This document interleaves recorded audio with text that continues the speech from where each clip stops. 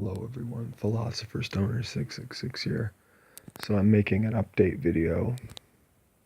As you can see, my Canadian flag, my Quebec flag, my Canadian marijuana flag, my Quebec marijuana flag, portrait of Chairman Mao doing the long march in the mountains, propaganda, picture of the Oregon Mountains and Las Cruces, New Mexico, and a portrait of Toronto next to the Iron Building, an old neighborhood that I used to grow up in,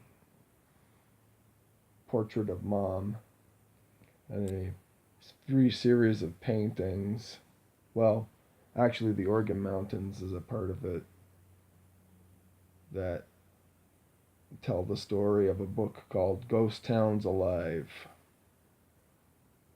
And then a speculative philosopher thinker pose. An artwork from a guy that used to do the art crawl here in Hamilton. A picture that my dad drew of a devil band. A picture of what I drew as a kid, the bottomless pit. And another picture I drew as a kid of a dark shadow going across the light, trying to get to the light, and a self-portrait of my father, done by my father. So, I'm all set up. I'm back in Hamilton again. It's a Sunday. I start a new job at a place, I'm not going to go into details, but at a college. I'm teaching English again, and I'll be starting up my course in February, so another week or so, and get into the groove of the job. And yeah, that's my life, focusing on that, dealing with my depression. I think this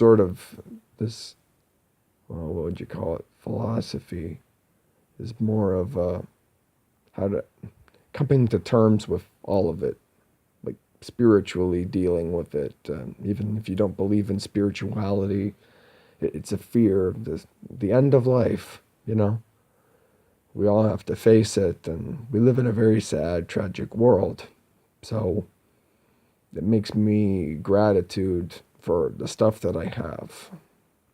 Seeing mortality like up close and dealing with it and having a sensitivity for it. And, I feel it's just everything's just slipping away. It's very hard to hold on to something or to want to hold on to stuff.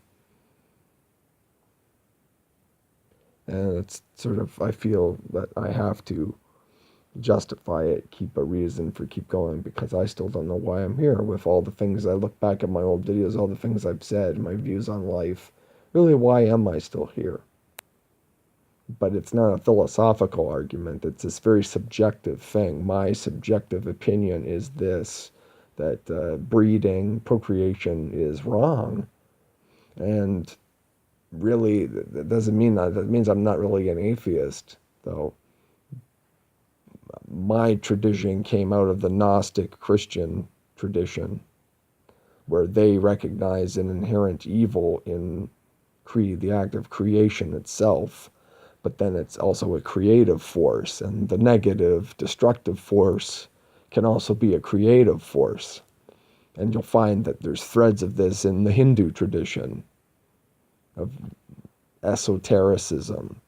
And I don't want to sound too bullshitty, but yes, you can't have one without the other. It's sort of the point of that artwork with the devils, and my father does a lot of devil art. Can't escape it. Can't, there's no way to overcome that other than, trying to follow some kind of a stoicism or some sort of monasticism. A monastic discipline has helped me deal with it. So I get up every day, make my bed. I've said that in another video. Make my bed and do my morning ritual, take my medicines, go on the treadmill for 15 minutes, do my push-ups, sit-ups, exercises, do that routine and stick to that routine, and every morning do the exact same thing, eat my meals at exactly the same time, and fall into a predictable, relaxed routine. And focusing on that helps with the depression. But it's hard to, want to invest in people again, because when you come face to face with it, you're going to watch everybody you care about, you have any sensitivity for, you're going to get to watch them die. If you even have any real sensitivity for them, you might grow up and never develop a sensitivity for it. Like, all of this, what I've gone through isn't the worst of the suffering, but it's made me appreciate or have more of a sensitivity towards stuff that I never used to. I'm more nostalgic than I ever used to be. Then I think it started 5 years ago, but even the sensitivity with animals, like I'm becoming a vegetarian and slowly weaning myself into veganism. And my mother said, well, why, when I was a kid, I wanted to do it and she resisted it and she never did do it. But towards the end of her life, she admitted that maybe eating meat was wrong. So I'm stuck on the question, like, do people really change? Is change really possible in a person? And I think, I used to be cold, cynical and say, oh, well, no, people don't change, and I think fundamentally our fundamental character doesn't change, but little things change. Like, I noticed my father eating more sweets than he ever used to, tarts with pecan nuts. He never used to do that, and more willing to spend money and, little things. And so people do change. You can compare to the past. People change, but the fundamental circumstance never changes. So that's why I haven't really changed my position. But like I said, the vegan is all that is a developing a sensitivity and fundamentally changing. I used to eat meat. I had a notion when I was a kid that eating meat was wrong, but it was just a notion. It wasn't a fully developed thing. But I think about reincarnation, probably a bibble-babble theory, probably nothing in it. But I think, well, why would I, when I'm a kid and I'm around all these people all eating meat, and then I would think to myself, no, maybe eating meat isn't a good thing. Why would I have that doubt?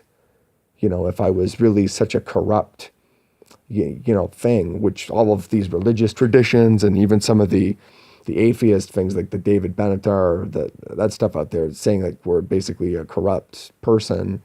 There's a tradition of it in Western philosophy. Hobbes says it. The capitalists admit to this base, selfish nature, but why would I develop that sensitivity? And why is there side by side in capitalism? You can have, the vegan option and then the total meat option. And why would some people develop a sensitivity? If we were really all just such heartless pricks and nothing could change, if the world was just this shit. But we see that, no, we see in history, things have changed, things have gotten better. I could still argue the little minutiae issues and come to a conclusion to say that, really, that nothing really is changing. The game, the aesthetic, the scenery is changing, but the basic, oxygen and need for saltwater fluids and salines and proteins isn't changing. It's still the same consuming game, but why would we develop all of these ethical sensibilities?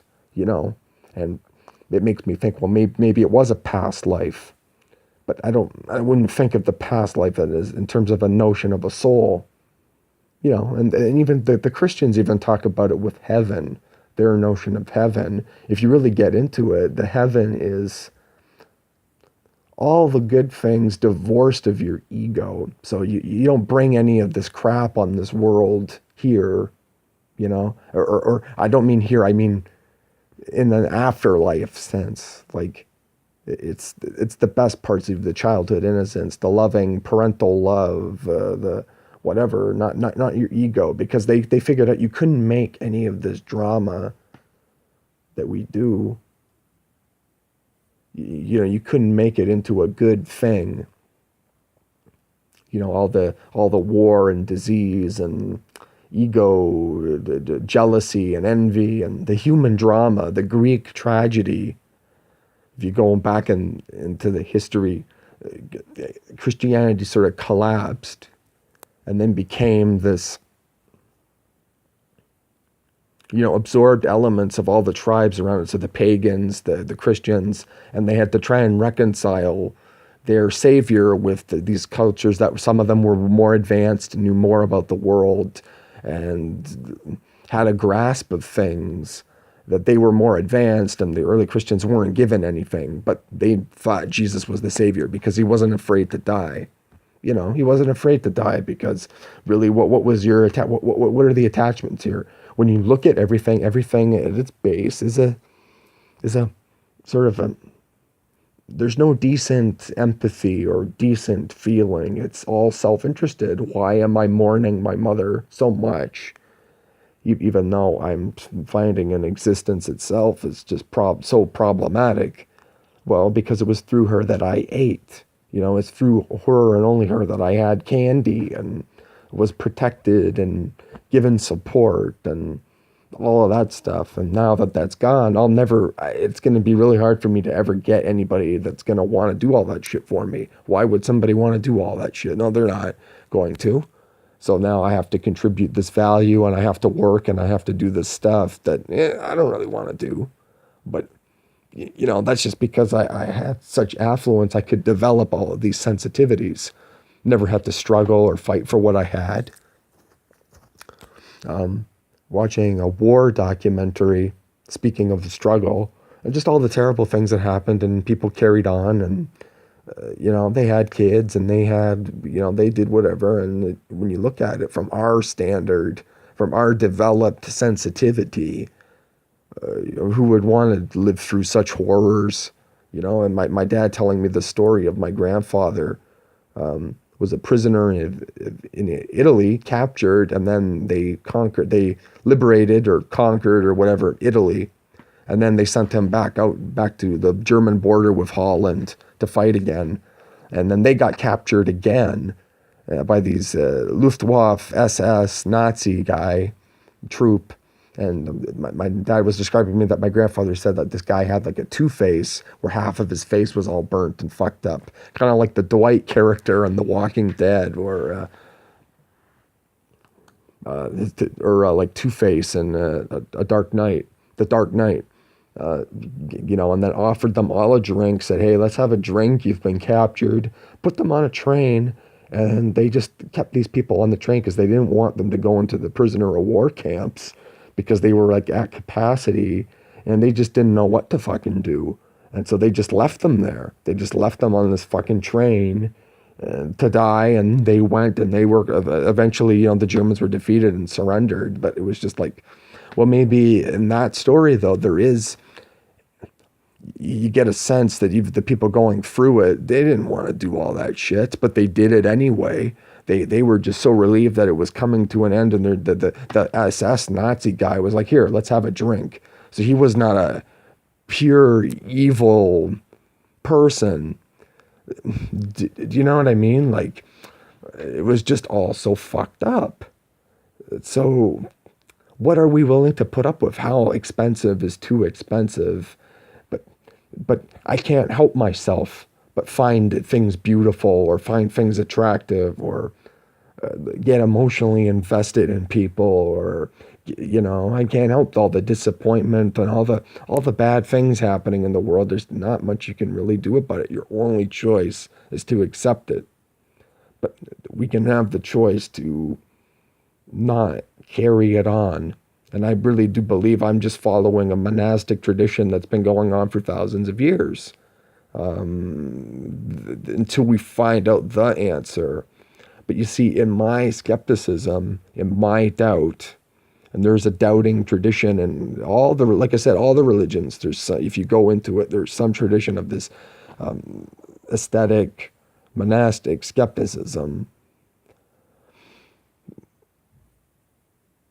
You have to you have to sort of drive the car slower like you're learning how to drive. And that means not doing certain things until you feel that you're ready. So like I will never have another relationship with someone until I'm making $100,000 a year and I'm physically fit, right? I would be willing to maybe have a child or like adopt a child meeting those criteria. If I can't meet those criteria, then no, sorry. We have to impose those standards on people. I think that's the best we can do is impose more standards. Like now I can't get a credit card. Well, I understand why I can't get a credit card. Because I missed payments and stuff. So I'm not getting as frustrated or mad because if I can see there is a reason behind it, I accept it. And I'm kind of just rambling and ranting now, not making much sense, but I'm going to be busy studying and I'm working on a horror novel called The Death Grinding Meat Mill, and I'm drawing illustrations for it, and it looks pretty good. I'm going to do illustrations and write and have some kind of a book. And I'm working with a guy in a publishing company on a book. So it's going to be what Ernest Becker called my immortality project to ease my death anxiety. Doesn't that sound wonderful? Yeah, it sounds great. So that's what I'm going to be busy with. But I can't get motivated to do stuff. It's very difficult. So yeah, that's enough of a video. Philosopher Stoner 666 out.